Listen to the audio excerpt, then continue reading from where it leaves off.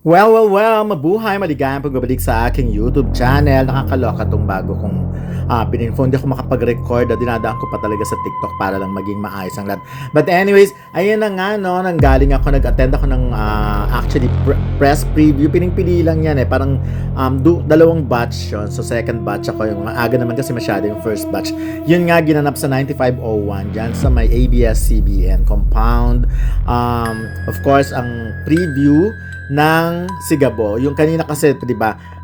Kumbaga yung pinalabas ngayon parang for Monday. Eto, napanood na namin Monday and Tuesday, 2 episodes sa itong pinanood namin. So baka ma-preempt ko, but anyways, ganun din naman 'yon.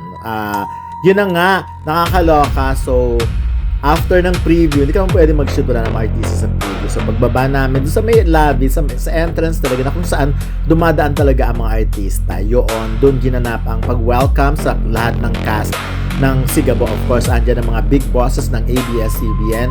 Nakita nyo naman kanina si Madam Cory, Miss Cory Vinanes, ayan of course.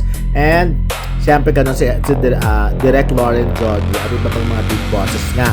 So, alam mong bigatin ang i-welcome talaga nila because lahat sila, ayan, nagpunta nasa lobby at saka yung mga empleyado talaga, lumabas talaga sila, HR, lahat ng mga department, corporate communication, production, nandun sila para i-welcome nga ang cast ng Sigabo. At syempre, kami rin naman part ng nag-welcome. Actually, nandyan kami, in-invite kami to cover syempre. So, ang ganda na ng pwesto namin nung una dyan sa may lobby ng ABS-CBN. But unfortunately, sa sobrang dami ng tao talagang, my gosh, hindi kinaya ng aircon.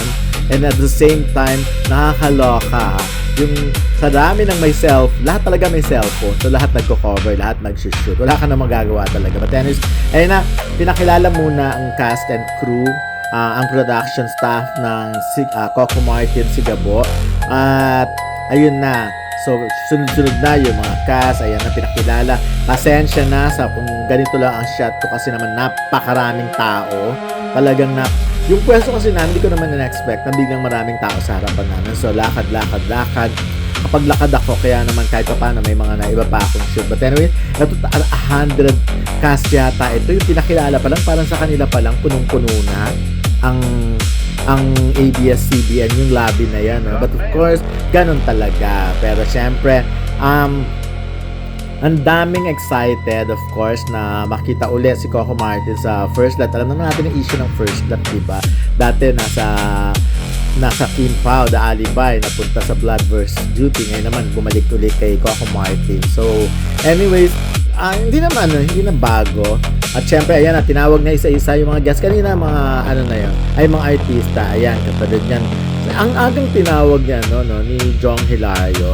At si Jong, at mamaya makikita niyo ang itsura niya talaga, dahil na-interview ko siya. Ay, hindi naman, nakausap ko lang siya sa bandang dulo. Nasabi ko nga, nakakabuwisit talaga si Jong Hilario, lalo na yung character niya dyan. Diyos ko, si Jong, ang parang may consider yung main kontrabida talaga niya. Nakakabuwisit. Anyways, ayan, si Sue Ramirez, ang ganda-ganda rin ng character niya doon. Isa siyang, alam niyo yung typical na maharot na babae sa barangay, yung gano'n.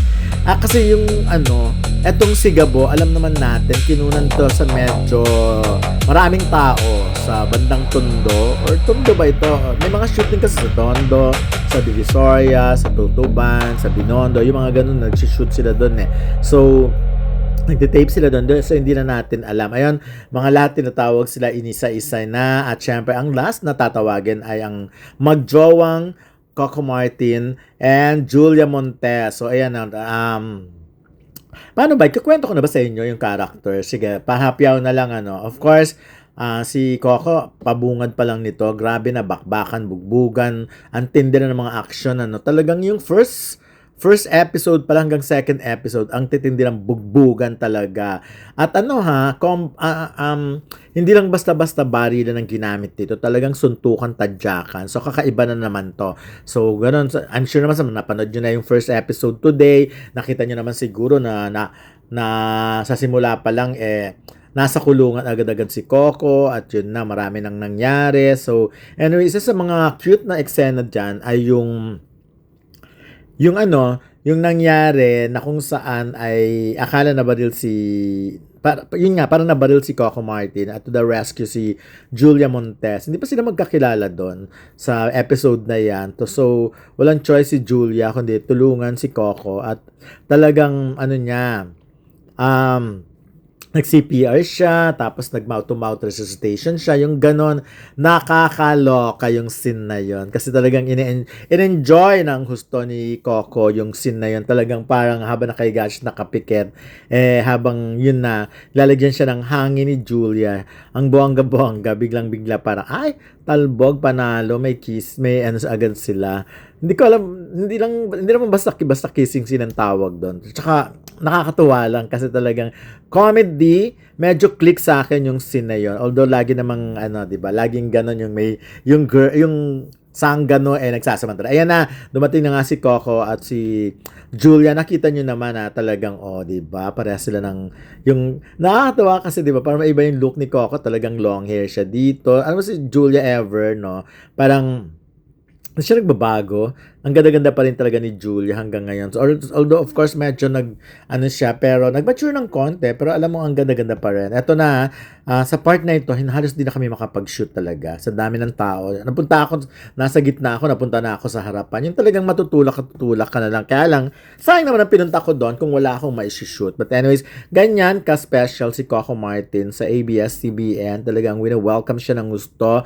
Maraming tao, lumalabas talaga silang lahat. Mga empleyado, pero yun nga, konti na lang empleyado ng ABS-CBN, diba? So, nandun sila para sa lubungin at cheer. Alam nyo, parang politiko si Coco rito. Parang siyang kandidato na talagang nagsisigawan ang mga tao ng... Pero kaya nagsisasawag nila ay si Gabo. Si Gabo, parang gano'n. By the way, ang pangalan pala ni Coco sa serye ay Gabo. So, pero yung sigabo, so iintindihin ba natin? Ano ba pagkakaintindi nyo sa sigabo? Yung parang ano ba yun? Masigasig or masigabong palakpakan, yung malakas, yung parang ganun ba yung Tagalog na yan? Although parang familiar naman yung term, pero kaya lang nga, sigabo. Kasi ginagamit yan, di ba? Pasalubungan natin ng masigabong palakpakan yung mga ganun. Anyways, nakita ko rin yung mga soft drink beauties. Isa rin, yun na nga, sila Mirna Castillo, napakarami talagang cast. Alam niyo, sabi ko, imagine ko nga maisip kung paano mabibigyan lahat ng eksena. Pero lahat naman napapanood mo. Katulad niyan si kamalay-malay, kasama rin si Zanjo Marudo sa teleseryeng ito. So, ayun nga, yung gusto ko yung character ni Sue Ramirez at napakaraming napakaraming influencer. Ang dami-dami diyan yung mga sikat sa, alam niyo na, sa TikTok, dito sa TikTok yung mga kuanik-anik. Ang daming ganun, nakakaloka. Pati nga yung, sino to, si Barbie Ngot, yung mga nandun, ang gaganda ng character. Kasi meron din scene dyan na nagbabasketball ang mga badingit. So, na lahat pala may gusto kay Coco Martin or kay Gabo. So, syempre, ayan si Sue Ramirez na ang character niya ay maharot talaga. Hinaharot-harot niya si yung character ni Coco. But of course, parang silang magkaribal, magkaagaw sila ni Julia Montes. So, anyways, yung ibang character hindi ko pa napapanood. Pero so far, ang masasabi ko lang talaga, talagang ibang klaseng gumawa ng action si Coco Martin. Talagang mapapaigtad ka, mapapabilib ka. At ito talaga si Jong Hilario, napakahusay na artist. Sinasabi ko talaga, ang kapal na mukha mo, nakakabwisit ka. Yung ganun, tapos siya talaga apologize siya. Pero tuwan-tuwa. Ako even before naman, alam kong magaling na artista si Jong Hilario. So, lalo ngayon na na-develop, parang siya talaga again ang makakabakbaka ng gustong galing ng fight scene sila ni Coco Martin, datadyakan scene, suntukan, talagang magpapakitaan sila ng galing. So, mahaba pa tong serye na to, i-develop pa to ng gusto. Kaya abang-abang na lang. Okay guys, maraming salamat and see you soon. Bye-bye!